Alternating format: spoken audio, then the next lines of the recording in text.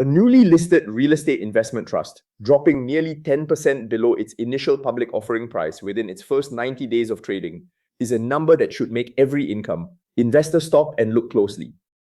When a fresh asset vehicle hits the main board with a headline forward distribution yield of over 7%, the temptation for retirement capital is to buy the narrative and skip the balance sheet audit. But we do things differently here. My job is simple, even if the balance sheet is not. I read the numbers that the headline skips, the interest coverage, the gearing, the free cash flow sustainability, so that the Singaporean building or living off a dividend portfolio gets the same forensic clarity that institutional money takes for granted. I have been tracking this new listing since the prospectus dropped, and the day one leverage figures made me rerun the data twice. Let us look at what is really going on. I am Iggy, a forensic investor ranked 8th on Tiger Brokers among Singapore retail investors and your guide through the SGX market jungle. This vehicle caught my eye when Maybank initiated coverage with a highly aggressive buy call, framing it as a premier yield play for local portfolios. But a fresh vehicle on the main board with a major broker beating the drum demands a proper independent forensic audit before you even think about shifting your retirement capital. The open market has a way of testing a sponsor's assumptions before the ink on the prospectus is dry. Landing nearly 10% below its initial public offering price within 90 days tells us institutional sentiment is highly split. While a headline forward yield above 7% is explicitly designed to tempt retirement capital, my job is to read the numbers that the glossy headline skips: the gearing, the interest coverage ratio, and the sustainability of the free cash flow. We have to recognize that this vehicle is aimed at two completely different types of investors. On one hand, you have the growth investor with a multi-year horizon and a healthy appetite for execution risk who buys into the institutional consensus. On the other hand, you have the retirement investor in their 50s or 60s who is actively managing CPF, SRS, and dependable dividend income. That second group needs a completely different lens, a conservative framework focused on capital survival. That is the exact lens we are applying today. Let us start by looking at the institutional consensus, which is uniformly constructive across the street. Maybank has initiated coverage with a buy rating and a dividend discount model target price of $1.03, noting that the vehicle trades at a price-to-book ratio of 0.93 times and projects a forward yield of 8.3% for the financial year ending March 2027. DBS shares this optimism with a buy call and a target of $1.05, while UOB Kay Hian goes even higher with a buy rating and a target of $1.17. Operationally, the institutional brokers are heavily focused on a high-quality narrative. They highlight that the top 10 tenants are dominated by Fortune 500 corporations or listed multinational companies, providing strong corporate credit backing. The portfolio spans 23 industrial and logistics assets distributed across Singapore and Japan.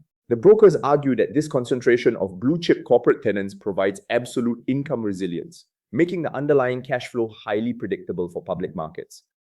But if you look under the hood, the entire institutional buy case relies on a single massive load-bearing assumption. The broker thesis requires the manager to smoothly and rapidly execute lease-up strategy for its underperforming Japanese industrial assets to clear a 95% total portfolio occupancy target.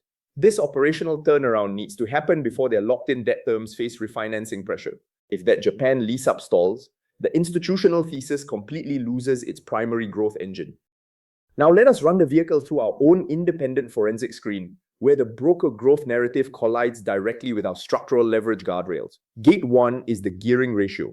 Total borrowings of 683.67 million Singapore dollars against total assets of 1,872.95 million Singapore dollars.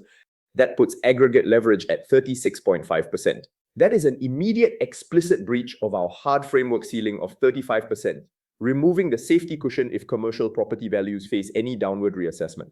Even though the Monetary Authority of Singapore sets its regulatory limit at 50%, starting a listing in structural breach is a major red flag for conservative income capital. Moving to Gate 2, we examine the interest coverage ratio, how comfortably operating profits cover debt obligations. Our framework enforces a hard floor of 4.0 times. The trailing actuals for the period ending March 2026 show an interest coverage ratio of 4.7 times. That technically clears our floor, but it leaves only 0.7 times of buffer. And here is where it gets important. The annualized prospectus pro forma projects a ratio of 6.9 times, showing that the full income ramp has not yet materialized on the books. That current coverage is only held up because the cost of debt is locked at an exceptionally low 2.5%, a luxury that will vanish when refinancing comes due in 2029.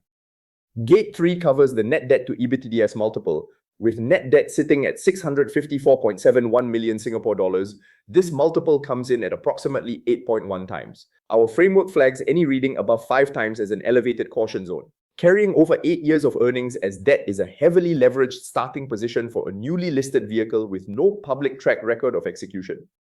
Looking at operations, committed portfolio occupancy has moved from 89.4% at listing up to 92.2% as of April 2026. Rapid leasing progress in under 2 months, that is a real achievement by management. But the total portfolio still fails to clear our prime asset benchmark of 95%.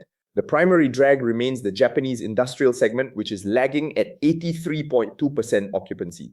The direction is correct, the destination is far from reached. Let us look at the full financial health checklist side by side. The gearing ratio fails our framework hard cap immediately at 36.5%. The interest coverage ratio passes, but with a very thin trailing margin at 4.7 times. The net debt to EBITDA multiple flashes a caution flag at 8.1 times. Portfolio occupancy is improving at 92.2% but sits below our prime floor. Sponsored top-ups get a clean pass with none disclosed. Before we assign our final structural rating, we count the total flags triggered. The vehicle triggers exactly 3 soft flags: occupancy below 95%, a complete lack of historical revenue or profit trends due to listing only in March 2026, and no established Investing Pro consensus fair value anchor. Under our non-negotiable framework rules, 3 soft flags alongside a hard leverage gate failure automatically triggers a Zone 4 caution verdict. Turning to the dividend trajectory, we face a significant historical data gap. The vehicle only listed on March 12, 2026. There are 0 paid distributions for the fiscal years 2023 through 2025. However, the prospectus and the Chief Executive Officer have confirmed a projected full-year distribution per unit of approximately 6.86 cents for the financial year ending March 2027. At the current unit price of 0.785 Singapore dollars, that represents a forward distribution yield of 8.7%. While this easily clears our minimum yield hurdle of 4.7% and outperforms the guaranteed 4.0% paid by the CPF special account, we must audit whether the balance sheet is strong enough to actually protect this payout. This brings us to a major related party transaction flag on the sponsor side. The parent company saw its fiscal year 2026 net profit surge by 145%, climbing from 95 million to 232.6 million Singapore dollars. This was driven entirely by one-off asset disposal gains from selling 21 Singapore properties into this trust at listing. On the positive side, it means the current yield narrative is clean and free of artificial cash top-ups. On the negative side, the sponsor's adjusted recurring net profit actually fell 35% in the exact same year, showing that their core recurring earnings power declined right as they handed this heavily leveraged vehicle over to retail investors. To see how safe your income stream really is, we ran a stress test modeling a 10% macro downturn where the Japanese lease-up stalls and the Japanese yen depreciates against the Singapore dollar. Under this scenario, net property income would contract from 82.6 million down to 74.3 million Singapore dollars. Because interest expenses are locked with no refinancing pressure until 2029, the interest coverage ratio would decline to approximately 4.2 times, remaining barely above our floor. The forward distribution yield would compress from 8.7% down to approximately 7.8%. The income case does not completely collapse, but your capital values would face significant downward pressure. The distribution trajectory table shows a clear picture of a vehicle with no operating history but big promises. The years 2023 through 2025 are completely blank due to no listing, and fiscal year 2026 represents only a brief 19-day stub period with 0 paid distributions. The entire income narrative rests on the fiscal year 2027 projection of 6.86 cents per unit. The Chief Executive Officer has confirmed this figure, and while the resulting 8.7% forward yield easily clears our framework hurdle, it has absolutely no track record of distribution safety behind it. The clear divergence between the enthusiastic broker consensus and our conservative stance highlights the fundamental gap between institutional and retail investing horizons. Institutional analysts operate on a total return mandate using multi-year valuation models that reward future growth catalysts and target price upside. Our framework prioritizes absolute structural capital preservation and distribution safety, because for a retail investor managing a finite nest egg, a capital loss is not a learning experience. It is a permanent retirement setback that cannot be undone. When you look at the forensic gap side by side, the differences are stark. The institutional brokers maintain a uniform buy rating based on high-tech tenants and organic lease-up growth, pointing to a 12-month time horizon and a valuation target of $1.03. Our independent screen assigned a Zone 4 caution rating driven by a Day 1 leverage breach and a thin interest coverage buffer, focusing entirely on long-term retirement income sustainability and flagging the heavy 8.1 times net debt to EBITDA multiple. A major structural problem for retail investors right now is the complete absence of an independent price anchor. The institutional brokers focus entirely on a 7% discount to net asset value, a stable 5.8-year weighted average lease expiry, and a recent occupancy improvement as proof of execution toward their target prices. But because independent platforms have not yet established a fair value consensus for this newly listed asset, public market pricing is entirely driven by institutional brokers. Retail investors have no independent reference point to push back against the consensus. What we have here are two entirely legitimate investment verdicts, depending entirely on who you are as an investor.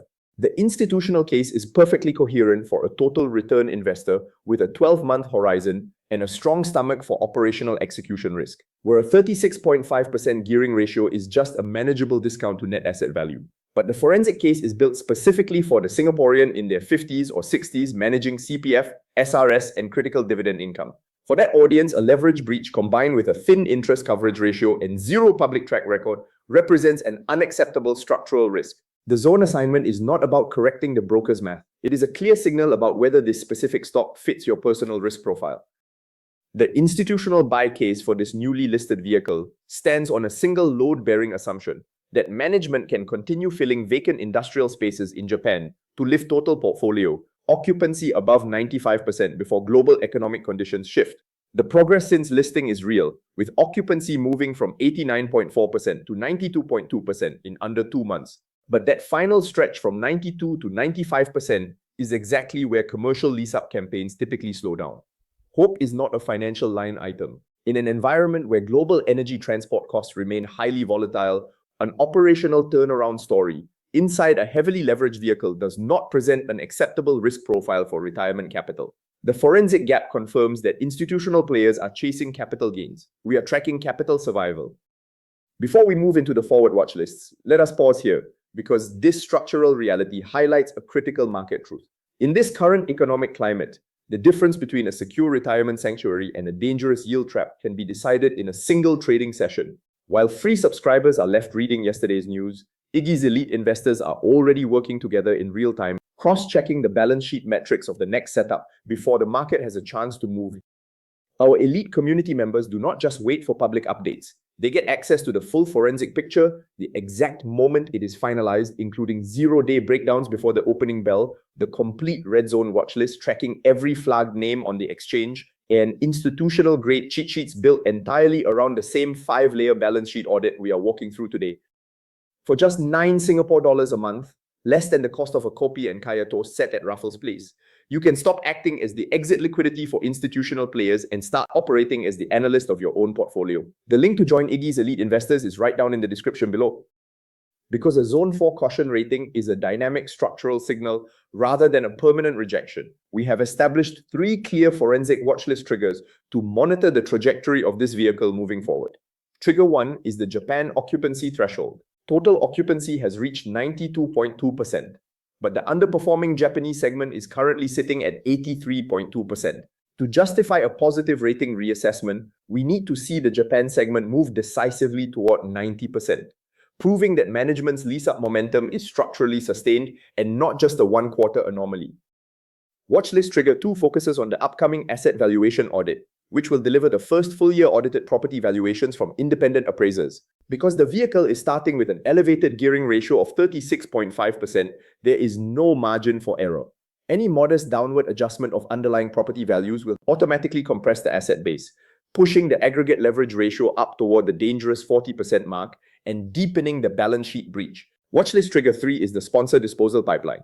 We need to monitor corporate announcements closely for early-stage asset dropdowns from the parent platform. Remember that the sponsor's recurring adjusted earnings plunged 35% in the exact year they listed this trust. Any attempt by management to acquire further properties from the sponsor using debt capital before the core gearing ratio compresses safely below 35% will signal a material escalation of balance sheet risk for unit holders.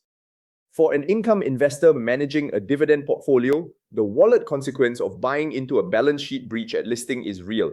A high headline forward yield of 8.7% can compress quickly if property devaluations force a manager to retain cash to meet institutional debt covenants. When you accept a gearing ratio of over 36% on an unproven track record, you are letting a sponsor transfer their corporate development risks directly onto your household budget. The sponsor crystallized 232.6 million Singapore dollars in one-off gains from this listing. The question every retail investor should ask is simple: who is holding the risk now? Looking at our final forensic classification, this trust is categorized strictly as a speculative income vehicle. When we run it through our portfolio suitability gate, it returns a categorical fail across all three critical retirement stages. For accumulation, it fails because the day one gearing breach makes it entirely unsuitable for fresh savings. For transition, it fails because investors approaching retirement cannot afford this balance sheet risk at the initial public offering stage. And for drawdown, it fails because retirees relying on distributions for living expenses require an absolute structural certainty that this unproven vehicle cannot yet provide. To summarize what works, the confirmed forward distribution per unit of 6.86 cents delivers a genuine 8.7% forward yield at the current price, backed by a clear operational runway with no debt refinancing required until 2029. Management has also shown strong execution, pushing committed occupancy from 89.4% up to 92.2% in under 2 months. But none of those operational successes change our final verdict. A day one gearing ratio of 36.5% is a hard gate failure. A trailing interest coverage ratio of 4.7 times leaves only a razor-thin buffer above our floor. An 8.1 times net debt to EBITDA multiple means the trust is carrying 8 years of earnings as debt. In an environment where the Straits Times Index is trading at historic highs and domestic utility costs continue to squeeze household cash flows, the penalty for capital loss is far too high to justify compromising on balance sheet rules. I am Iggy, forensic investor, ranked 8th on Tiger Brokers among Singapore retail investors, and your guide through the SGX market jungle. If you want the full breakdown before the free version drops, Iggy's elite investors get 0-day access, link in the description. Our position remains strictly observational. We do not issue buy or sell mandates. We maintain an unyielding forensic screen. Until this trust demonstrates sustained compression of its aggregate leverage below 35% while completely stabilizing its vacancy exposure in Japan, it will remain firmly within our Zone 4 caution watchlist. The current trajectory is certainly encouraging, but the destination has not yet been reached. This content is produced for educational and informational purposes only. I am not a financial advisor. I am a retail investor who applies forensic analysis to my own portfolio and shares that process publicly. Nothing here constitutes a recommendation to buy, sell, or hold any security, and no specific target prices or personalized financial advice are offered. All data is sourced from public filings and verified sources. Where data is unverified, it is explicitly flagged. Stocks assessed under Iggy's forensic yield standard are benchmarked against a 4.7% minimum yield hurdle. Stocks flagged as growth watch fall below this threshold, but demonstrate clean balance sheet metrics and an identifiable growth catalyst. These carry a materially different risk profile and are not suitable as yield replacements for income-dependent investors. All investments carry risk, including the potential loss of principal, and past performance is not indicative of future results. If you are making investment decisions involving CPF, SRS, or personal capital, please conduct your own due diligence or consult a MAS licensed financial advisor before committing funds.